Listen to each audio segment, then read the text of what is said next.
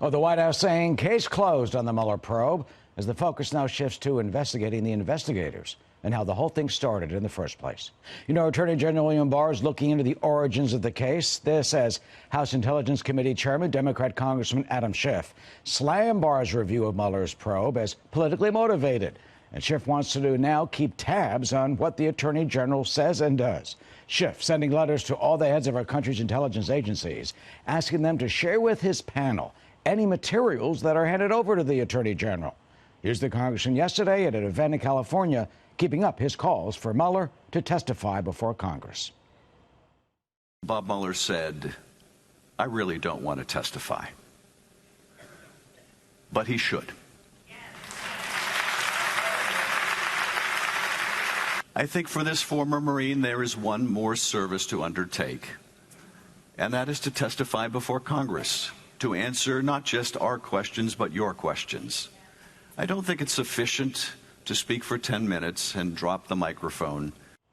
So what does all this mean going forward? Alex Little joins us, criminal defense attorney, as well as a former prosecutor and former assistant U.S. attorney in Nashville. Good afternoon. As always. Alex, good to see you. You know what the critics are saying, that Barr misrepresented Mueller's conclusion on why he couldn't indict on obstruction of justice. But the DOJ spokesman says, though there is no conflict, then you have Schiff saying he's going to oversee and monitor the AG. What does that mean, and how does he do that?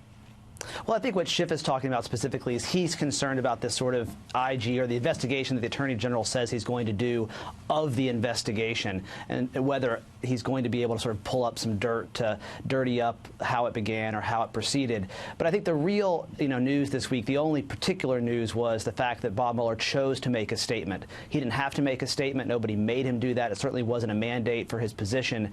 And when somebody like that takes a sort of an extraordinary step outside of his mandate to talk to the public, I think we should take note. It's pretty clear he had two audiences. I think one was congressional Democrats, one was congressional Republicans. He's telling people like Adam Schiff, I'm not going to save you. I'm not going to be your savior, and I sure don't want to testify. I think he also was telling congressional Republicans, there's a lot in my report you need to look at, you need to read it, and you need to consider your constitutional duty about how to go forward and investigate it. And, he came under criticism, though, for saying that they could not clear the president or come up to that point of view in terms of obstruction of justice, saying that is unfair. Well, I think the reality is if there was no evidence the president had done anything wrong, he could have cleared him. But he said he couldn't do that. And so to anybody who I think took third-grade reasoning, that would suggest that there's a real reason to believe the president could not be cleared because he's guilty, or at least is indicating that he might be guilty. And his answer there was very clear. I can't do that job in the Department of Justice. The Department of Justice doesn't indict its own presidents. We have a Constitution. The Constitution says when a president commits misconduct or is suspected of misconduct, you, Congress, have to do that. Right now, we got a lot of folks in Congress who don't want to do that. And also in terms of Mueller not wanting to testify, I made it clear during his 10-minute speech. You know what he's going to do if he's called before them. He's going to say, read page 239. That's exactly read page right. 542. Congressman, Chairman, thank you. That's on page 451. I mean, what will that be like if he just says refer to this page and that? It's written about the report. I think there's two pieces of this which is really interesting. One is he said it. He said, my report is my testimony. There's no way he's going to answer hypotheticals about if President Trump weren't the president, could he be indicted? That's not his style. He will direct them back to the report. The second side of this, though, is the media has done such a good job, and President Trump has been so insistent, and his allies have been so insistent that he was cleared. I mean, that was the whole charade of the first statement from the Attorney General, that somehow this report cleared him.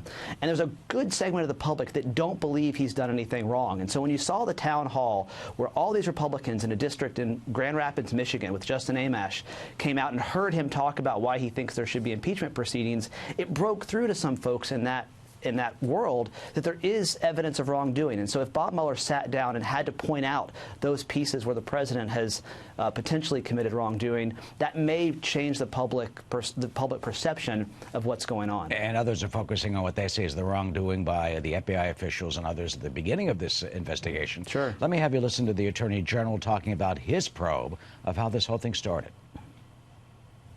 I think it's important that we not, in this period of intense partisan feeling, destroy our institutions. I think one of the ironies today is that people are saying that it's President Trump that's shredding our institutions. I really see no evidence of that. From my perspective, the idea of resisting a democratically elected president and basically throwing everything at him and really changing the norms on the grounds that we have to stop this president. That's where the shredding of our norms and our institutions is occurring. Listen to his words very carefully. He says resisting a democratically elected president, although some in law enforcement say that they felt they had legitimate reason to investigate. Well, look, Bob Mueller said himself this week that the Russians were trying to get this democratically elected president elected. So there certainly was something to investigate. I think, Attorney General Barr's conduct in the past few weeks particularly is going to go down in history as really shameful conduct. I mean, the statements about destroying institutions, he's talking about a president who repeatedly, demeaned the FBI, its officials at every level, and said essentially this was a witch hunt. It wasn't a witch hunt. It was being run by an incredibly competent and skilled investigator with service on both sides of the aisle. So I don't think these investigations that Bob Barr is hatching up are going to go anywhere. The real question is when people start to look at the facts, where's that going to lead? And right now it's in Congress's hands, and that's where you have to see what happens. Well, some of the others disagree. Let me read you what George Papadopoulos has tweeted, of course.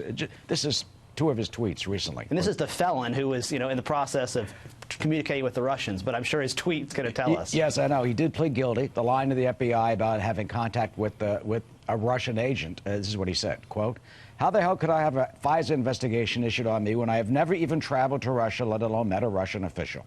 Can't wait to see what's in the bogus warrant. Hammers coming down on the other side.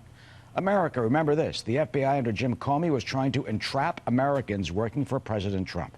Disturbing evidence from the Mueller report that I was being spied on for my legitimate ties to the energy business in Israel by the previous administration. Incredible spying going on."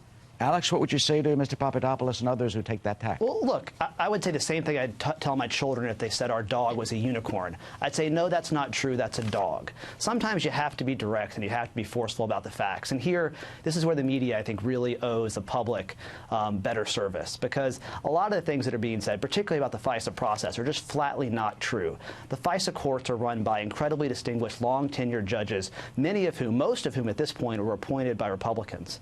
And so it's not as if they would allow some partisan hack investigation of a low-level staffer. There were serious things going on. The Russians were trying to infiltrate the campaign, and the FBI and our counterintelligence services had not only a right but a duty to investigate that.